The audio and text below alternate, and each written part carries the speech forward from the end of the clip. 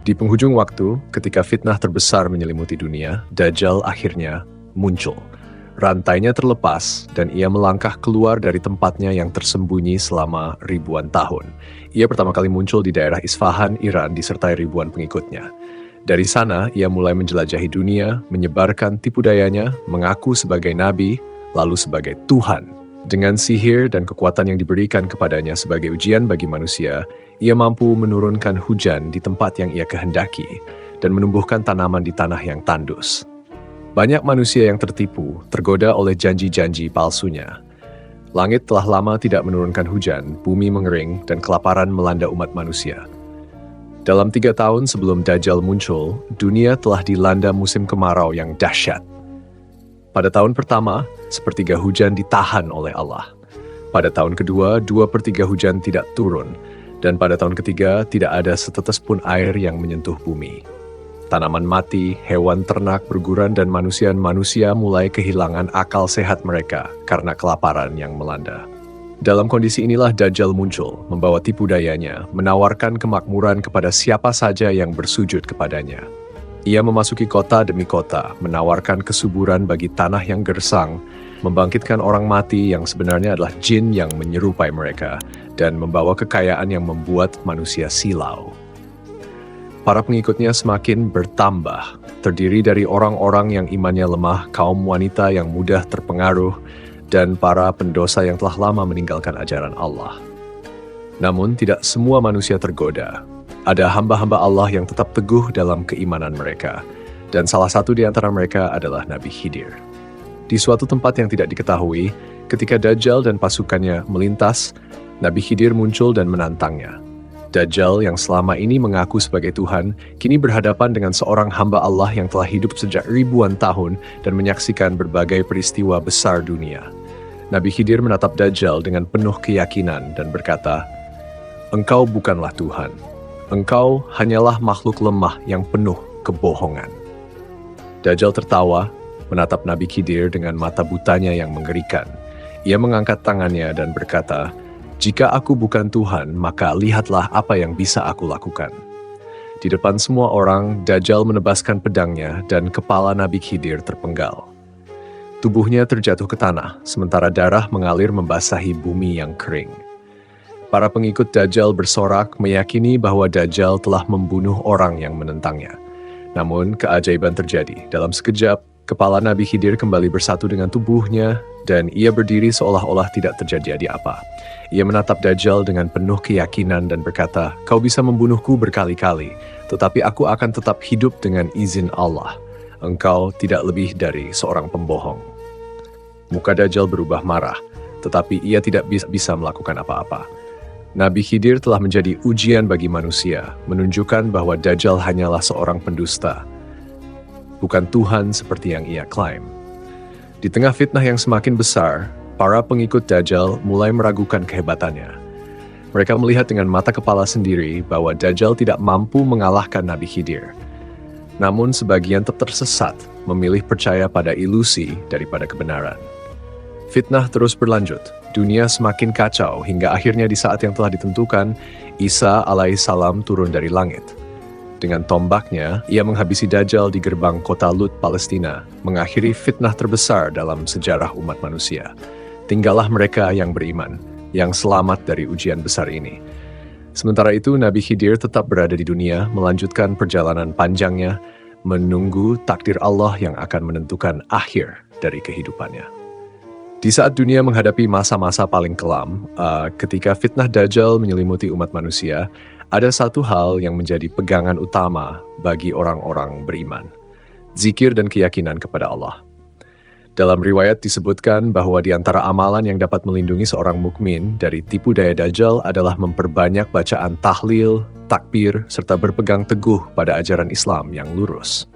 Bacaan ini bukan sekadar rangkaian kata, melainkan ibarat makanan yang memberi gizi kepada hati, menguatkan jiwa mereka yang tetap berpegang teguh pada kebenaran di tengah badai fitnah. Di tengah ujian berat ini, umat Islam diajarkan untuk tidak hanya bertahan secara fisik, tetapi juga secara spiritual. Kekuatan imanlah yang akan menjadi benteng utama dalam menghadapi cobaan yang datang bertubi-tubi. Ujian besar ini tidak hanya menguji ketahanan tubuh terhadap kelaparan dan kesulitan hidup, tetapi juga menguji sejauh mana keyakinan manusia kepada Allah tetap teguh atau justru goyah akibat godaan yang ditawarkan Dajjal. Dalam peristiwa ini, banyak yang bertanya-tanya tentang sosok Nabi Khidir. Apakah benar beliau masih hidup hingga kini? Perdebatan mengenai keberadaan Nabi Khidir telah berlangsung selama berabad-abad. Sebagian ulama meyakini bahwa ia masih hidup dan akan tetap ada hingga akhir zaman. Nama asli Nabi Khidir disebut dalam berbagai riwayat sebagai Balya bin Malkan bin Abir bin Afra'as bin Sam bin Nuh. Keberadaannya sering dikaitkan dengan peristiwa-peristiwa penting dalam sejarah Islam, termasuk dalam kisah pertemuannya dengan Nabi Musa yang diabadikan dalam Al-Quran. Namun, ada pula pandangan yang menegaskan bahwa tidak ada satu manusia pun yang Allah abadikan hingga saat ini. Hal ini merujuk pada firman Allah dalam surah Al-Anbiya ayat 34. Kami tidak menjadikan keabadian bagi seorang manusia pun sebelum engkau, Nabi Muhammad, maka jika engkau wafat, apakah mereka akan kekal? Berdasarkan ayat ini, sebagian ulama menyimpulkan bahwa tidak ada seorang manusia pun yang diberikan kehidupan abadi, termasuk Nabi Khidir. Namun, perbedaan pendapat ini hendaknya tidak menjadi penyebab perpecahan di antara umat Islam. Yang lebih penting adalah memahami pesan utama dari kisah Nabi Khidir, yaitu hikmah dan kebijaksanaan yang tersirat dalam perjalanan hidupnya, serta keteguhannya dalam menjalankan perintah Allah. Sementara itu, di antara spekulasi yang berkembang tentang Dajjal, banyak yang meyakini bahwa tempat persembunyiannya berada di suatu pulau terpencil. Salah satu yang sering disebut adalah Pulau Socotra, sebuah pulau yang terletak di dekat Yaman. Pulau ini dikenal dengan keunikan alamnya, seperti pohon darah naga yang mengeluarkan getah merah menyerupai darah, serta hutan kemenyan yang telah dikenal sejak ribuan tahun lalu. Namun, di balik keindahannya, pulau ini juga menyimpan banyak misteri. Sejumlah catatan sejarah menunjukkan bahwa Socotra pernah menjadi tempat berbagai peristiwa besar, termasuk peperangan yang dibuktikan dengan ditemukannya benteng kuno Jebel Hawari. Benteng ini diyakini menyimpan banyak kisah yang masih belum terungkap sepenuhnya, termasuk kemungkinan keterkaitannya dengan peristiwa-peristiwa akhir zaman. Apakah benar Dajjal bersembunyi di tempat ini? Tidak ada yang tahu pasti kecuali Allah. Namun, yang lebih penting dari mencari tahu di mana Dajjal berada adalah bagaimana seorang mukmin harus mempersiapkan diri menghadapi fitnahnya. Rasulullah SAW telah memberikan berbagai petunjuk, di antaranya berlindung di Mekah atau Madinah, dua kota suci yang dijaga oleh malaikat, sehingga Dajjal tidak akan bisa memasukinya. Selain itu, salah satu cara terbaik untuk menghindari fitnah Dajjal adalah dengan menghafal 10 ayat pertama dari surah Al-Kahfi, sebagaimana yang telah diajarkan oleh Rasulullah SAW. Di akhir zaman, yang membedakan antara orang-orang yang selamat dan mereka yang tersesat, bukanlah kekuatan fisik atau kecerdasan duniawi, melainkan keteguhan iman. Dunia akan menyaksikan berbagai peristiwa luar biasa, termasuk turunnya Nabi Isa yang akan membunuh Dajjal di gerbang kota Lut, Palestina. Saat itu, semua tipu daya Dajjal akan sirna, dan kemenangan akan berpihak pada mereka yang tetap berpegang teguh pada kebenaran. Kini, pertanyaannya bukanlah di mana Dajjal berada, atau apakah Nabi Khidir masih hidup, tetapi bagaimana kita mempersiapkan diri menghadapi zaman penuh fitnah ini. Apakah kita telah cukup memperkuat iman kita? Apakah kita telah menyiapkan diri untuk tetap teguh ketika ujian besar datang? Karena pada akhirnya, hanya keimanan yang akan menjadi cahaya di tengah kegelapan akhir zaman. Pulau Socotra yang terletak di Laut Arab dan merupakan bagian dari negara Yaman, telah lama menjadi pusat perhatian para peneliti, arkeolog, dan pecinta misteri. Pulau ini dikenal karena keanekaragaman hayatinya yang unik dengan lebih dari 700 spesies flora dan fauna endemik, termasuk pohon darah naga yang mengeluarkan getah merah menyerupai darah, serta pohon botol dengan bentuknya yang aneh. Keindahan dan keunikan alamnya membuat Socotra diakui sebagai situs warisan dunia oleh UNESCO pada tahun 2008.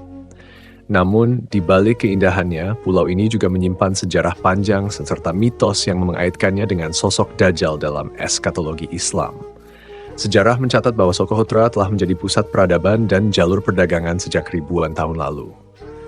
Bangsa Romawi, Yunani, dan Mesir kuno pernah memanfaatkan hasil alam pulau ini, terutama kemenyan dan resin merah yang digunakan sebagai pewarna, serta obat-obatan eksklusif. Salah satu peninggalan sejarah yang masih dapat ditemukan adalah Benteng Jebel Hawari, yang konon telah berdiri sejak abad ke-8 Masehi. Penelitian yang dilakukan oleh arkeolog Julian Jensen van Rensburg mengungkap bahwa benteng ini merupakan salah satu yang tersisa dari era Islam terakhir di kawasan tersebut. Pada tahun 1507, Socotra menjadi saksi pertempuran sengit antara penjajah Portugis dan penduduk setempat yang setia kepada Semari dan Quezon. Portugis berupaya menguasai pulau ini demi mengendalikan perdagangan di Laut Merah. Namun perlawanan sengit membuat upaya tersebut sulit terwujud. Meski kaya akan sejarah dan keanekaragaman hayati, Socotra juga kerap dikaitkan dengan kisah-kisah mistis. Salah satunya adalah dugaan bahwa pulau ini merupakan tempat persembunyian Dajjal. Mitos ini berakar dari hadits yang menceritakan pengalaman sahabat Nabi Tamim Ad-Dari yang bertemu dengan makhluk misterius bernama Al-Jassasah di sebuah pulau terpencil. Al-Jassasah kemudian memberitahu mereka tentang keberadaan seorang pria yang terikat dan mengaku sebagai Dajjal. Beberapa pihak berspekulasi bahwa pulau yang dimaksud dalam hadits tersebut adalah Socotra, mengingat lanskapnya yang aneh dan keberadaannya yang terpencil.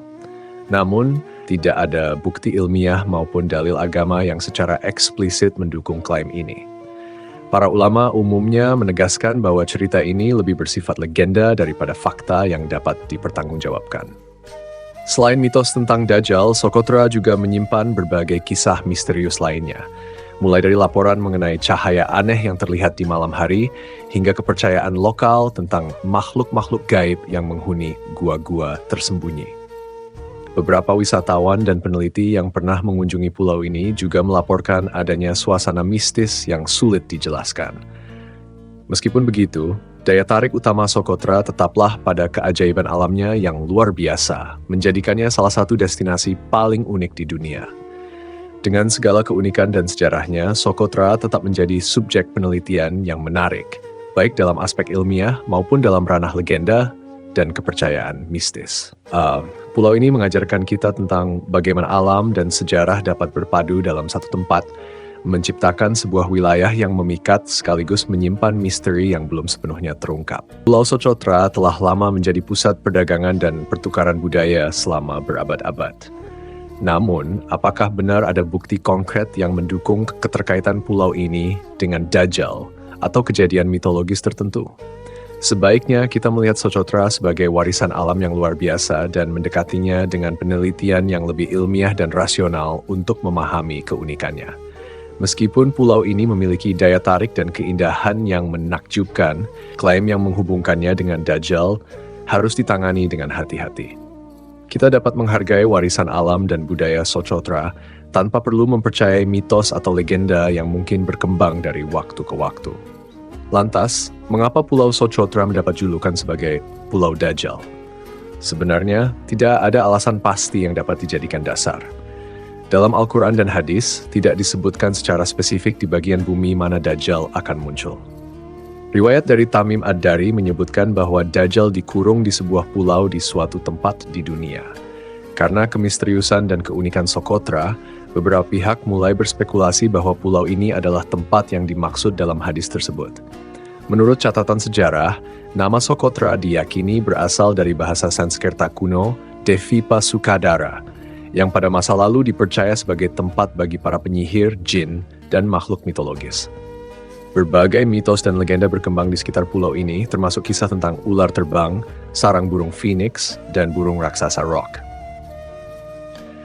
Secara geografis, Kepulauan Socotra terletak di Samudra Hindia, di antara Semenanjung Arab dan Tanduk Afrika. Pulau ini berjarak sekitar 240 km di sebelah timur Tanjung Guardafui, Somalia, dan 380 km di selatan Ras Fartak, Yaman.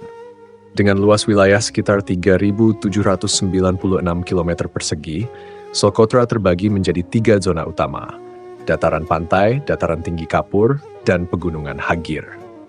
Selain keindahan alamnya yang luar biasa, Socotra juga memiliki keanekaragaman hayati yang tinggi, menjadikannya sebagai salah satu lokasi konservasi global. Karena itulah di pulau ini tidak ditemukan hotel atau resor modern, menjaga keasrian dan kealamian lingkungannya. Sejak zaman dahulu, Socotra telah dikenal dunia sebagai pemasok utama kemenyan, mur, lidah buaya, dan damar darah naga. Getah pohon yang dipercaya memiliki khasiat untuk menyembuhkan luka dengan cepat.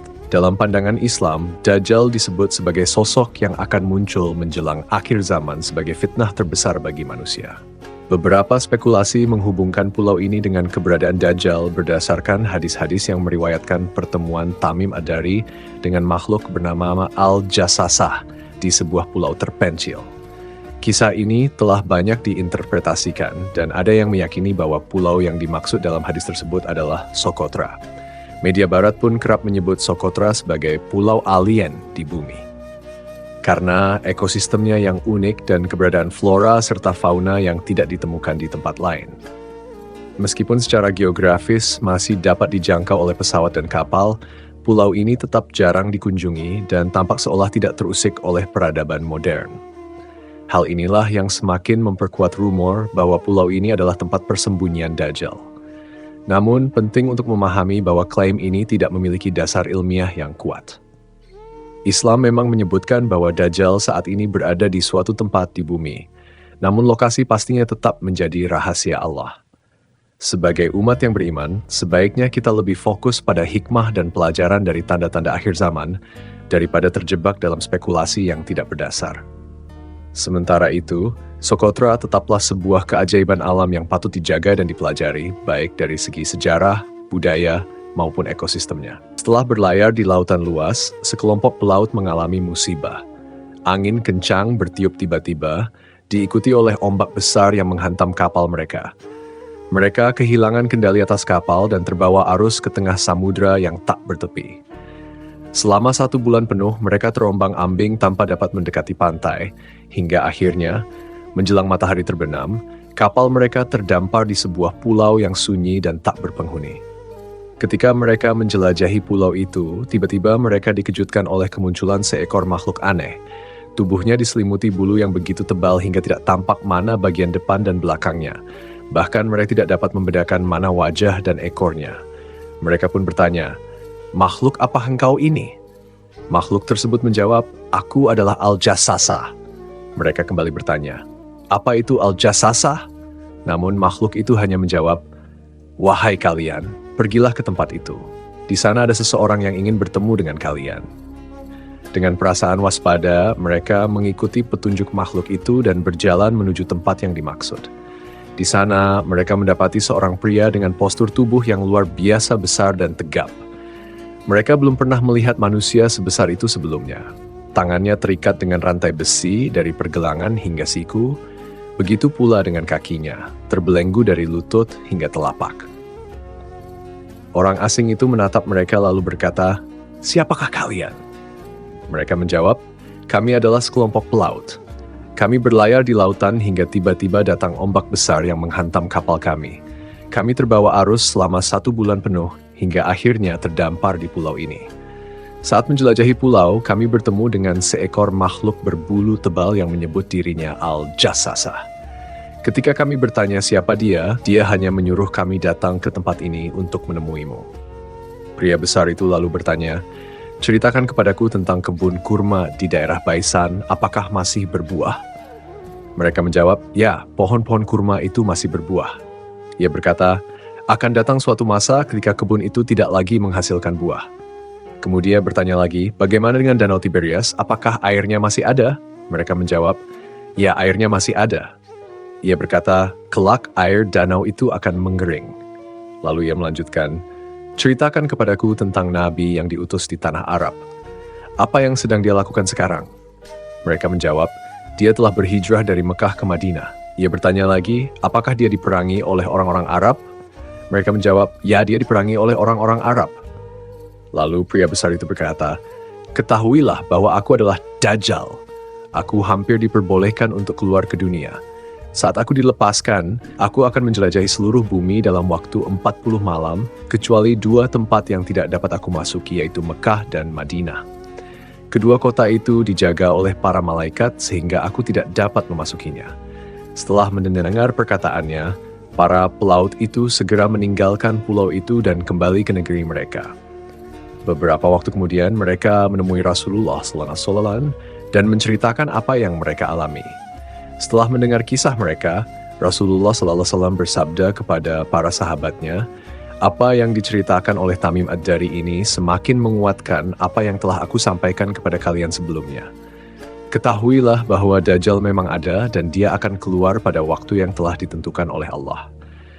Beliau juga menegaskan bahwa Dajjal akan muncul dari arah timur, meskipun dalam beberapa riwayat disebutkan di wilayah Syam atau Yaman.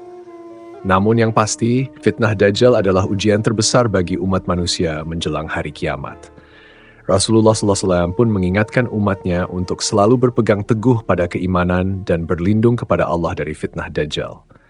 Demikianlah kisah yang disampaikan oleh Tamim Ad-Dari yang menjadi salah satu tanda akan datangnya akhir zaman. Wallahu alam. Pertemuan antara Nabi Khidir dan Dajjal adalah salah satu kisah yang penuh dengan misteri dan hikmah.